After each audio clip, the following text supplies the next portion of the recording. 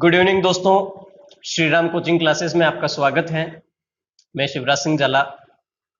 अपन पिछली क्लास में चर्चा कर रहे थे संविधान निर्माण के संदर्भ में और अपन पहुंच चुके थे 26 नवंबर 1949।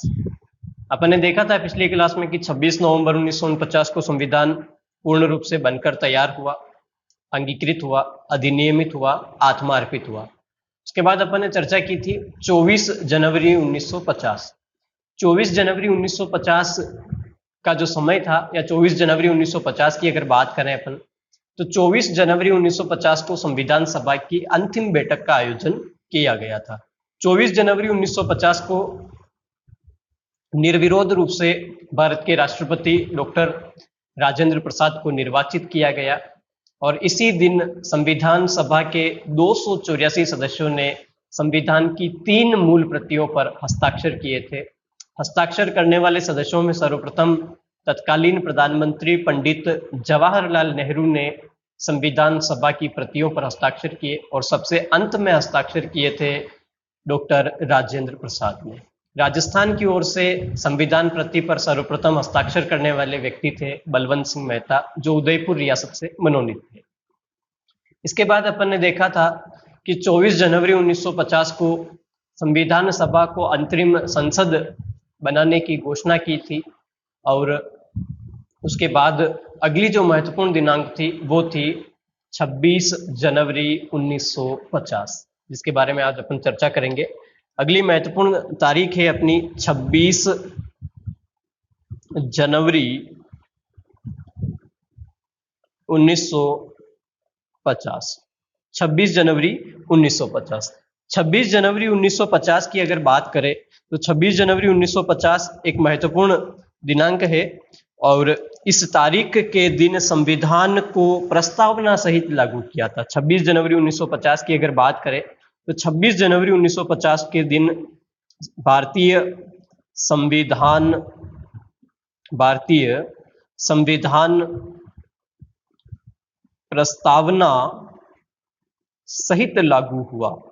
प्रस्तावना सहित लागू, यानी कि भारतीय संविधान 26 जनवरी 1950 को लागू हुआ था और इसी दिन हमें प्रस्तावना को भी अंगीकृत कर दिया था। प्रस्तावना भी इसी दिन लागू हो चुकी थी। अब कई लोगों के मन में ये प्रश्न उठ रहा होगा कि आखिरकार ऐसा क्या हुआ कि हमारा भारतीय संविधान जो है वो 26 नवंबर 1949 को बनकर तैयार या यूं कहें निर्मित हो चुका था और 26 नवंबर 1949 के दिन ही संविधान को अंगीकृत, अधिनियमित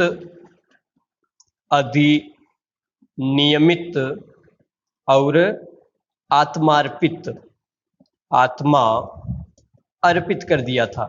यानी कि इस दिन संविधान बनके तैयार हो चुका था, अंगीकृत हो चुका था, अधिनियमित हो चुका था, आत्मा अर्पित हो चुका था। तो इस 26 नवंबर 1949 के दिन ही संविधान को लागू क्यों नहीं किया? ये 26 जनवरी 1950 को ही क्यों लागू हुआ? भाई इस दिन लागू क्यों नहीं किया?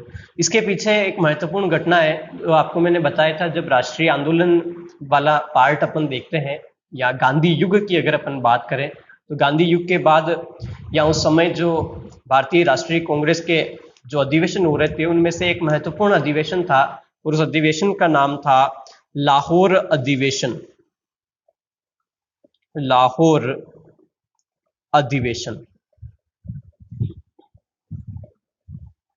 लाहौर अधिवेशन की बात करें तो लाहौर अधिवेशन हुआ था दिसंबर 1929 में लाहौर अधिवेशन हुआ था और आप सभी को पता है ये अधिवेशन हुआ था रावी नदी के तट पर। कहाँ हुआ था? रावी नदी के तट पर लाहौर अधिवेशन का आयोजन किया गया। 1929 से पूर्व की अगर बात करें तो भारतीय राजनीति या भारतीय आंदोलन में महात्मा गांधी की महत्वपूर्ण भूमिका थी। महात्मा गांधी इस समय बड़े वर्चस्व के साथ आंदोलन का नेतृत्व कर रहे थे। 1919 ईस्वी के आसपास महात्मा गांधी जी ने कहा था कि लगभग 10 वर्षों में हम भारत को आजाद करवा देंगे, स्वराज की प्राप्ति कर लेंगे। इस प्रकार की उन्होंने बातें कही थी और चरम सीमा तक वो आंदोलन को लेकर भी गए थे, महत्वपूर्ण भूमिका निभाई थी। तो लाहौर अधिवेशन के दौरान अगर बात करें अपन तो एक महत्वपूर्ण नाम आता है और वो महत्वपूर्ण नाम है पंडित जवाहरलाल नेहरू, पंडित जवाहरलाल नेहरू। और दूसरा नाम आता है सुभाष चंद्र बोस का। किसका नाम आता है? सुभाष चंद्र बोस का। पंडित जवाहरलाल नेहरू और सुभाष चंद्र बोस काफी बढ़िया मित्र भी थे उस समय, और दोनों युवा थे, दोनों ही युवा थे। तो पंडित नेहरू और सुभाष चंद्र बोस ने महात्मा गांधी से कहा था कि आपने जो समय निर्धारित किया था वो समय बीत चुका है, अब आप जो है कांग्रेस को हमें सुपुर्द कर दीजिए, हमारे हवाले कर दीजिए, अब स्वराज से काम नहीं चलेगा, हम पूर्ण स्वराज की मांग करेंगे। ऐसी बात कही थी पंडित जवाहरलाल नेहरू ने। पंडित जवाहरलाल नेहरू ने इस लाहौर अधिवेशन की अध्यक्षता की थी। क्या की थी? अध्यक्षता। जबकि बोलने में जो प्रमुख वक्ता थे वो सुभाष चंद्र बोस थे, वाक कटु व्यक्ति थे सुभाष चंद्र बोस, इन्होंने भी महत्वपूर्ण भूमिका निभाई थी। तो पंडित जवाहरलाल नेहरू ने लाहौर अधिवेशन की अध्यक्षता की और अपने अध्यक्षीय भाषण में पंडित नेहरू ने कहा था कि हमें पूर्ण स्वराज चाहिए। क्या चाहिए? पूर्ण स्वराज। पूर्ण स्वराज की घोषणा की थी पंडित जवाहरलाल नेहरू ने, और इस पूर्ण स्वराज की घोषणा के साथ ही इन्होंने घोषणा कर दी थी कि प्रति वर्ष 26 जनवरी को स्वतंत्रता या स्वाधीनता दिवस मनाएंगे। प्रतिवर्ष स्वतंत्रता या स्वाधीनता दिवस मनाएंगे। किस तारीख को? 26 जनवरी को। इस प्रकार की घोषणा की थी पंडित जवाहरलाल नेहरू ने। मैं यहाँ स्पष्ट कर देता हूँ कि जब पिछली क्लास में बताया था मैंने कि 26 जनवरी को स्वतंत्रता दिवस मनाया था, तो कई लोगों ने कमेंट में कहा था कि सर 26 जनवरी को गणतंत्रता दिवस मनाते हैं, 15 अगस्त को स्वतंत्रता दिवस मनाते हैं। तो वो मैं क्लियर कर देता हूँ कि ऐसा क्यों था और कब स्वतंत्रता दिवस मनाया और कब गणतंत्रता दिवस मनाया था। तो पंडित नेहरू ने लाहौर अधिवेशन में पूर्ण स्वराज की मांग की थी, और पूर्ण स्वराज की मांग के आधार पर ही इन्होंने घोषणा की थी कि 26 जनवरी को प्रतिवर्ष स्वाधीनता दिवस मनाया जाएगा। और नेहरू जी ने पहली बार 26 जनवरी 1930 को स्वतंत्रता दिवस मनाया था। फिर 26 जनवरी 1930 से कंटिन्यू 26 जनवरी 1947 तक प्रतिवर्ष ये 26 जनवरी को ही स्वतंत्रता दिवस के रूप में मना रहे थे। लेकिन अगर बात की जाए तो भारत जो है स्वतंत्र, अगर बात करें अपन तो भारत स्वतंत्र हो चुका था 15 अगस्त को। कब हो चुका था? 15 अगस्त 1947 को भारत क्या हुआ था? स्वतंत्र हो चुका था। ये हमारे हाथ में था नहीं। तत्कालीन समय में ब्रिटिश गवर्नमेंट ने घोषणा कर दी कि 15 अगस्त को ही भारत को स्वतंत्र किया जाएगा। तो 15 अगस्त को ही हम स्वतंत्र हुए और 15 अगस्त को प्रतिवर्ष स्वतंत्रता दिवस के रूप में मनाते आ रहे हैं। लेकिन लाहौर अधिवेशन की जो दिनांक थी 26 जनवरी, इस दिनांक को याद रखने के लिए, इस दिन को याद रखने के लिए हमारा जो भारतीय संविधान 26 नवंबर 1949 को बनके तैयार हुआ, उसे 26 नवंबर को लागू ना करके 26 जनवरी 1950 को लागू किया। क्यों? क्योंकि लाहौर अधिवेशन की जो घोषणा थी उसे याद रखना था। उस दिन के महत्व को समझा गया, उस दिन के महत्व के कारण 26 जनवरी को हमारा संविधान लागू हुआ और 26 जनवरी को वर्तमान में हम गणतंत्रता दिवस के रूप में मनाते हैं। जबकि 1947 से पहले 26 जनवरी को ही स्वतंत्रता दिवस के रूप में मनाते आए थे हमारे राष्ट्रीय आंदोलन के जो सक्रिय नेता थे उनके द्वारा। अब बात की जाए कि 26 जनवरी 1950 को भारत क्या बन गया? गणतंत्र बन चुका था। अब क्लियर हो जाना चाहिए कि 26 नवंबर 1949 को क्यों नहीं लागू किया गया। क्लियर हुई ना बात? आपको यहाँ ये ध्यान रखना है कि 26 नवंबर जो है, इस 26 नवंबर की अगर अपन बात करें, इस 26 नवंबर को मनाया जाता था विधि दिवस के रूप में। किसके रूप में मनाया जाता था? विधि दिवस के रूप में। अगर यहाँ अपन बात करें 26 नवंबर की, तो याद रखना है आपको कि जो 26 नवंबर है, इस 26 नवंबर को मनाया जाता है विधि या कानून विधि दिवस के रूप में मनाते हैं, विधि दिवस के रूप में मनाया जाता है। लेकिन 26 नवंबर की अगर बात करें अपन तो सन 2015 से इस 26 नवंबर को मनाया जाता है संविधान दिवस के रूप में। बात समझ में आई? 2015 से पहले 26 नवंबर को विधि दिवस या कानून दिवस के रूप में मनाते थे, लेकिन 2015 से 26 नवंबर को संविधान दिवस के रूप में मनाया जा रहा है। इस बात को भी आपको ध्यान में रखना है कि संविधान दिवस कब मनाया जाता है? 26 नवंबर को मनाया जाता है। उसके बाद अगर आगे बात करें अपन तो 26 जनवरी 1950, 26 जनवरी 1950 की अगर अपन बात करें तो 26 जनवरी 1950 को ही डॉक्टर राजेंद्र प्रसाद, डॉक्टर राजेंद्र प्रसाद निर्विरोध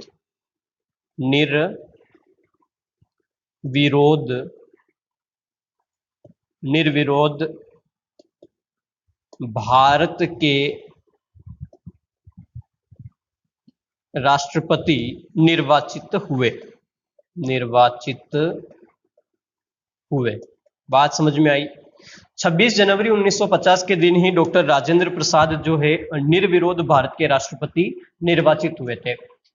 डॉक्टर राजेंद्र प्रसाद के समक्ष संविधान सभा के सदस्य या यूं कहें पंडित जवाहरलाल नेहरू ने प्रस्ताव रखा था कि आपको ही भारत का अगला राष्ट्रपति बनना है। तो राजेंद्र प्रसाद ने बेमन से ही कहा था कि नहीं, अब ये जिम्मेदारी किसी और को देनी चाहिए। मैंने बहुत ही बढ़िया तरीके से अपनी जिम्मेदारी का निर्वहन किया है, लेकिन किसी और को भी मौका मिलना चाहिए। लेकिन अंततः संविधान सभा के सभी सदस्यों ने एक साथ प्रस्ताव रखा तो डॉक्टर राजेंद्र प्रसाद मान गए थे, और सभी सदस्यों ने कहा था तो इनके समक्ष कोई विरोधी खड़ा नहीं हुआ तो ये निर्विरोध चुन लिए गए, निर्विरोध निर्वाचित हो गए थे।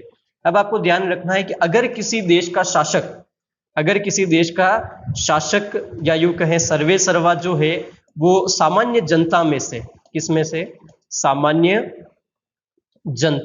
सामान्य जनता में से अगर निर्वाचित हो रहा है, क्या हो रहा है? सामान्य जनता में से निर्वाचित हो रहा है, यानी कि वह वंशानुगत नहीं है। क्या नहीं है?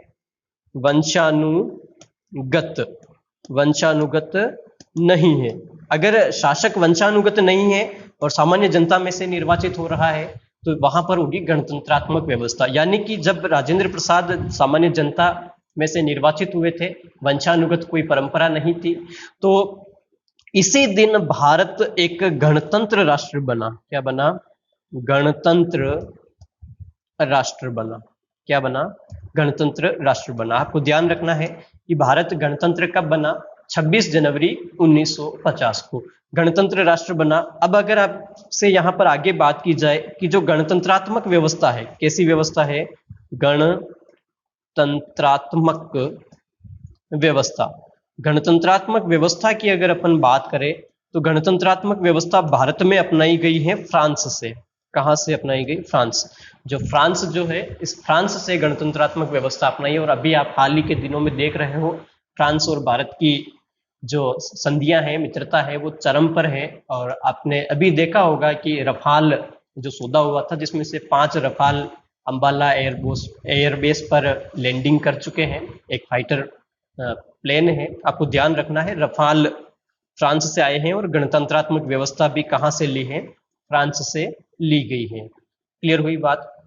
इसके बाद अगर आगे अपन बात करें तो 26 जनवरी 1950 के दिन ही, इसी दिन की अगर बात करें तो 26 जनवरी 1950 के दिन ही हमारा जो राष्ट्रीय चिन्ह है उसे संवैधानिक मान्यता प्रदान की गई। यानी कि राष्ट्रीय चिन्ह को अपनाया गया था। और आप सभी को पता है भारत का राष्ट्रीय चिन्ह क्या है? अशोक स्तंभ को भारत के राष्ट्रीय चिन्ह के रूप में स्वीकार किया गया था। इसके बाद अगर आगे बात करें तो इस 26 जनवरी 1950 के संदर्भ में आगे अगर देखें तो भारत के एक बार पुनः मैं रिपीट करता हूं कि 26 जनवरी 1950 जो है, पुनः एक बार सुनिएगा, वापस रिपीट करता हूं। डॉक्टर राजेंद्र प्रसाद ने शपथ ली थी। डॉक्टर राजेंद्र प्रसाद ने शपथ ली थी, जबकि इनका जो निर्वाचन है वो निर्वाचन हो गया था 24 जनवरी 1950 को। इसका थोड़ा पुनः देख ले आप लोग। 26 जनवरी 1950 को डॉक्टर राजेंद्र प्रसाद ने क्या ली? शपथ ली थी, जबकि निर्वाचन कब हुआ था? 24 जनवरी 1950 को निर्वाचन हुआ था। नेक्स्ट अगर आगे अपन बात करें तो 26 जनवरी 1950। 26 जनवरी 1950 की अगर बात करें तो 26 जनवरी 1950 के दिन ही जो 1935 का अधिनियम था, 1935 का अधिनियम, जो 1935 का अधिनियम, और इसके साथ ही अगर देखा जाए तो भारतीय स्वतंत्रता अधिनियम 1947 का भारत स्वतंत्रता अधिनियम, भारत स्वतंत्रता अधिनियम, जो 1935 का अधिनियम तथा भारत स्वतंत्रता अधिनियम 1947 था, इन दोनों को क्या कर दिया गया? समाप्त कर दिया गया था।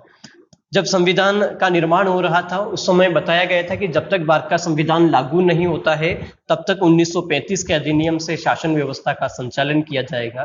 तो 1935 के अधिनियम को समाप्त कर दिया था 26 जनवरी 1950 से, और 26 जनवरी 1950 से भारतीय संविधान लागू हो गया था। भारत एक गणतंत्र राष्ट्र के रूप में सामने आया था। इसके बाद अगर आगे बात करें अपन, तो अगली कड़ी में अगर देखें तो इस तरह से देखा जाए तो संविधान की प्रक्रिया पूर्ण होती है।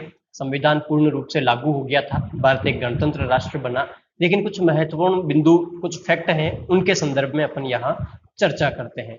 उन फैक्ट में अगर देखा जाए तो कई आपके मन में प्रश्न उठते हैं कि संविधान की बैठकें कितनी हुई थी, कितने अधिवेशन हुए थे, कौन कौन सी महत्वपूर्ण महिलाएं थी, कितना समय लगा, कितने रुपए खर्च हुए। इस प्रकार के कई सारे अगर आपके मन में प्रश्न हैं तो उनके बारे में थोड़ी बहुत अपन चर्चा कर लेते हैं। अगर देखें आगे अपन, तो संविधान की कुल बैठकें बात करें, संविधान की कुल बैठकें, संविधान की कुल बैठकों की अगर बात की जाए, संविधान की कुल बैठकें हुई थी 166। और संविधान के कुल अधिवेशन की अगर बात करें अपन, किसकी बात करें? संविधान के कुल अधिवेशन, संविधान के कुल अधिवेशन की अगर बात करें तो कुल अधिवेशन हुए थे 12 अधिवेशन। अब यहाँ एक बात और आपको समझना है, आपको आपकी कई गाइडों में दिखने को मिलता है कि 165 बैठकें और अधिवेशन जो है 11 ही बताए गए हैं। अगर बात करें यहाँ पर, तो जिन किताबों में 165 बैठक लिखी हुई है और जिन किताबों में 111 अधिवेशन लिखे हुए हैं, उसका आपको ये ध्यान रखना है कि इस बुक में जो 24 जनवरी 1950 की जो बैठक हुई थी, या 24 जनवरी 1950 को जो अधिवेशन हुआ था, उसे सम्मिलित नहीं किया गया था। अगर 24 जनवरी, मतलब इनका ये मानना है कि 24 जनवरी को कोई काम नहीं हुआ था, संविधान को केवल उसके ऊपर हस्ताक्षर किए थे, किसी प्रकार का कोई विधि निर्माण नहीं हुआ था, इसलिए इस बैठक को काउंट नहीं किया गया है। जबकि अगर इसको काउंट किया जाए तो 167 बैठक और 12 अधिवेशन हुए थे। आपको ये ही याद रखना है कि 167 बैठक और 12 अधिवेशन हुए थे संविधान सभा के।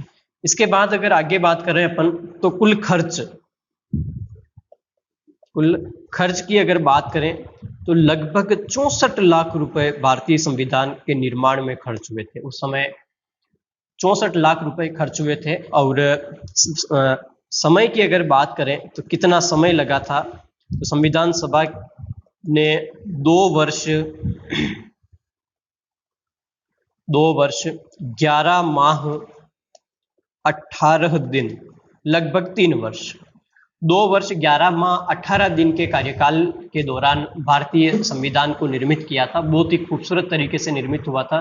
मैं आपको बता दूं, उसी समय अपने साथ एक और नया राष्ट्र बना था पाकिस्तान, उसका संविधान बनने में लगभग 7 से 8 वर्ष लग चुके थे, जबकि हमारे संविधान निर्माताओं ने 2 वर्ष 11 माह 18 दिन के एक अल्प समय में ही संविधान का निर्माण कर दिया और बहुत ही खूबसूरत तरीके से संविधान का निर्माण किया था। इसके बाद अगर आगे बात करें अपन, तो 2 वर्ष 11 माह 18 दिन में संविधान पूर्ण रूप से बनकर के तैयार हो चुका था। नेक्स्ट अगर देखें तो संविधान के शिल्पकार, अगर अगला फैक्ट अपन बात करें तो अगला फैक्ट है संविधान के शिल्पकार, संविधान के शिल्पकार। और एक आता है संविधान के जनक पिता, जनक या पिता। अगर बात करें संविधान के जनक या पिता की, तो संविधान के जनक या पिता हैं डॉक्टर भीमराव अंबेडकर। डॉक्टर भीमराव अंबेडकर संविधान के पिता या जनक हैं। जबकि संविधान के शिल्पकार की अगर बात की जाए तो संविधान के शिल्पकार हैं बी.एन. राव। संविधान के शिल्पकार कौन है? बी.एन. राव संविधान के शिल्पकार है, जबकि संविधान के पिता या जनक कौन है? डॉक्टर भीमराव अंबेडकर हैं। मेरे हिसाब से आपको समझ में आया होगा। संविधान की कुल बैठकें 166, कुल अधिवेशन 12, कुल व्यय हुआ था लगभग 64 लाख रुपए, समय लगा था 2 वर्ष 11 माह 18 दिन।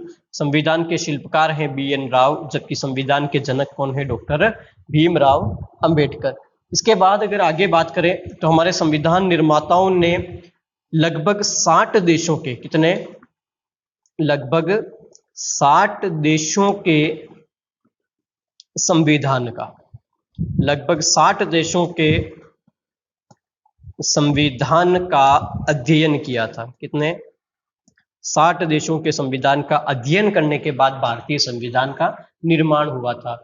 अगर इसमें से देखा जाए तो 2/3 संविधान के निर्माण में जो 2/3 हिस्सा था वो तो भारत का ही था। 1935 के अधिनियम की बात करें या अन्य कोई कानून की बात करें तो वो भारत से ही लिया गया था, जबकि 1/3 विदेशों से लिया गया था। और इन 60 देशों में भी अगर बात करें तो इन 60 देशों में सर्वाधिक योगदान रहा था इंग्लैंड का। इसका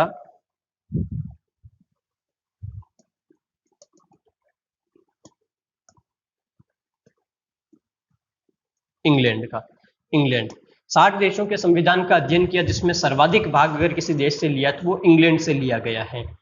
विदेशों की अगर बात करें, बाकी तो 2/3 हिस्सा 1935 के अधिनियम से ही है लगभग। अगर किसी देश की पर्टिकुलर बात की जाए तो सर्वाधिक इंग्लैंड से लिया गया था, उसके बाद अमेरिका और फिर उसके बाद आयरलैंड का हिस्सा आता है। तो इन 60 देशों में सर्वाधिक जो हिस्सा था वो इंग्लैंड, अमेरिका और आयरलैंड का था। बाकी बचा हुआ पार्ट फिर अन्य देशों से लिया गया था। इसके बाद अगर आगे अपन बात करें तो संविधान की आलोचना हुई थी। क्या हुई थी?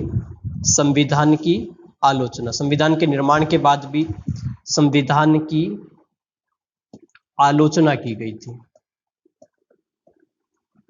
आलोचना, संविधान की आलोचना हुई थी और संविधान की आलोचना लगभग विदेशियों ने की थी। और संविधान की आलोचना के जो महत्वपूर्ण आधार थे, किस आधार पर संविधान की आलोचना की गई, इन आधारों में अगर देखें अपन तो नंबर 1 पर देखने को मिलता है एक शब्द जिसका नाम है संप्रभु नहीं थी। यानी कि संविधान सभा के बारे में कहा गया है कि संविधान सभा संप्रभु सभा नहीं थी। संप्रभु सभा नहीं थी, इस प्रकार का मुद्दा सामने आता है। यानी कि आलोचना में पहली जो आलोचना हुई थी उस आलोचना में कहा गया कि संविधान सभा एक संप्रभु सभा नहीं थी। संप्रभुता शब्द के बारे में अपन चर्चा करेंगे। संप्रभुता से तात्पर्य है कि एक ऐसा क्षेत्र या ऐसी व्यवस्था जिसके आंतरिक और बाह्य मामलों में किसी का हस्तक्षेप ना हो। तो संविधान सभा के बारे में कहा गया है कि यह एक संप्रभु संस्था नहीं थी, यह अंग्रेज सरकार के द्वारा गठित संस्था थी। इसके बारे में आलोचकों का कहना था कि यह अंग्रेज सरकार, जो अंग्रेज सरकार जो थी, इस अंग्रेज सरकार के अधीन काम कर रही थी।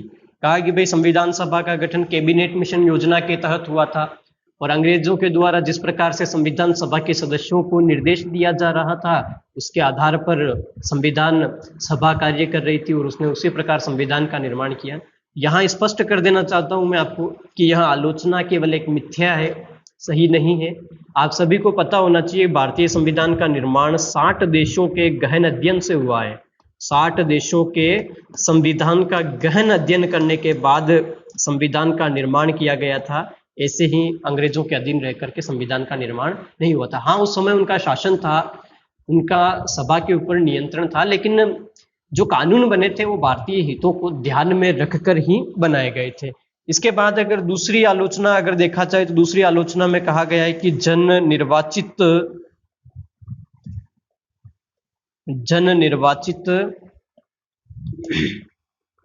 नहीं थी। जन निर्वाचित नहीं थी यानी कि यहाँ पर कहा गया कि संविधान सभा का गठन वयस्क मताधिकार के आधार पर नहीं किया गया। वयस्क मताधिकार के आधार पर नहीं किया, जन निर्वाचित नहीं थी यह। प्रांतीय व्यवस्थापिका के सदस्यों द्वारा निर्वाचित सदस्यों की संस्था थी, या यूं कहें देसी रियासतों से मनोनीत सदस्य आए थे, मतलब जनता का प्रत्यक्ष रूप से योगदान नहीं रहा। तो डॉक्टर राजेंद्र प्रसाद ने इस मत का खंडन करते हुए कहा था कि उस समय की जो परिस्थितियां थी, उन परिस्थितियों को अगर ध्यान में रखा जाए तो वयस्क मताधिकार संभव नहीं था।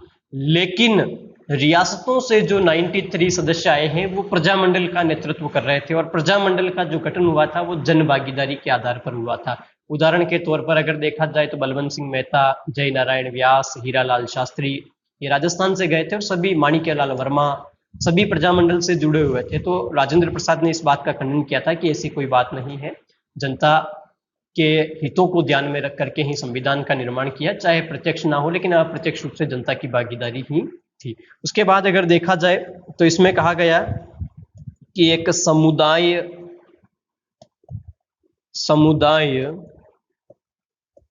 विशेष, एक समुदाय विशेष की भागीदारी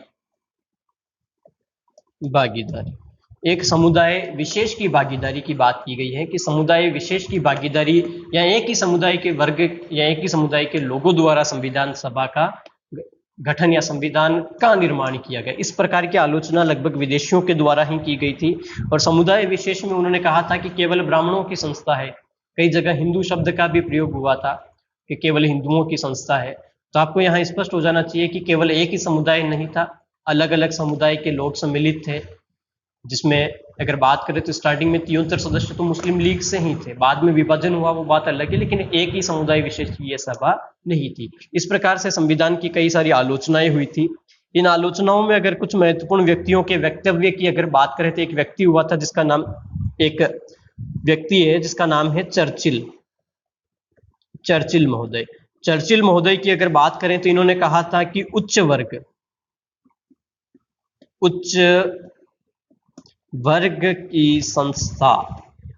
वर्ग की संस्था। चर्चिल महोदय ने संविधान सभा के लिए कहा कि संविधान सभा एक उच्च वर्ग की संस्था है। उसके बाद दूसरा नाम अगर देखें तो दूसरा नाम है आपके सामने ग्रीनविले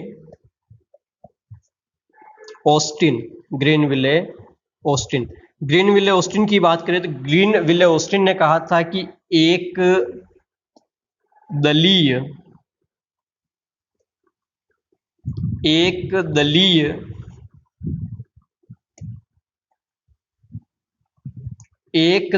देश में क्या कहा था? एक दलीय देश में एक दलीय निकाय, एक दलीय देश में एक दलीय निकाय की संस्था। ग्रीनविले ऑस्टिन ने कहा था संविधान सभा के लिए कि संविधान सभा एक दलीय से तात्पर्य उस समय कांग्रेस से था कि एक दलीय देश में एक दलीय निकाय यानी कांग्रेस की बात हो रही है कि एक दलीय देश में एक दलीय निकाय की संस्था है, यानी कि संविधान सभा में एक ही दल का वर्चस्व है। इस प्रकार से ग्रीनविल ऑस्टिन ने संविधान सभा की आलोचना की थी। और उसके बाद एक व्यक्ति आया था जिसका नाम था लॉर्ड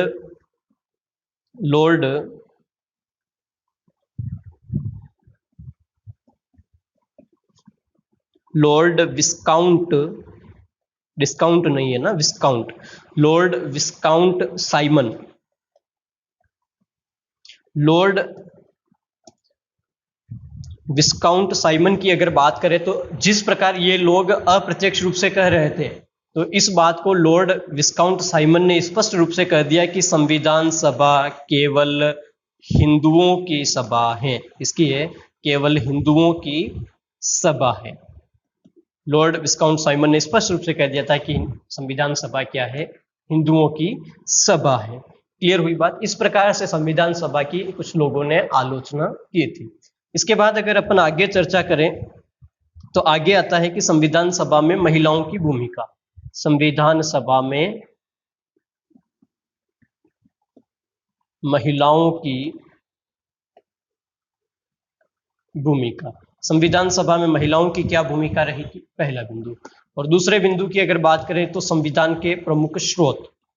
संविधान के प्रमुख स्रोत, एक तो महिलाओं की भूमिका और दूसरा संविधान के स्रोत। वे भारतीय संविधान का निर्माण करने से पहले 60 देशों के संविधान का गहन अध्ययन किया था। तो किस देश से किस किस प्रकार की व्यवस्था अपनाई गई, वो स्रोत कौन कौन से हैं। और महिलाओं की भूमिका, आपने देखा था कि संविधान सभा में कुल 15 महिलाएं थी। इन 15 महिलाओं में वो जो महत्वपूर्ण भूमिका में जो महिलाएं थी, महत्वपूर्ण कौन कौन सी महिलाएं थी, उनके संदर्भ में अपन चर्चा करेंगे। ये पढ़ेंगे अपन अगली क्लास में। Thank you very much.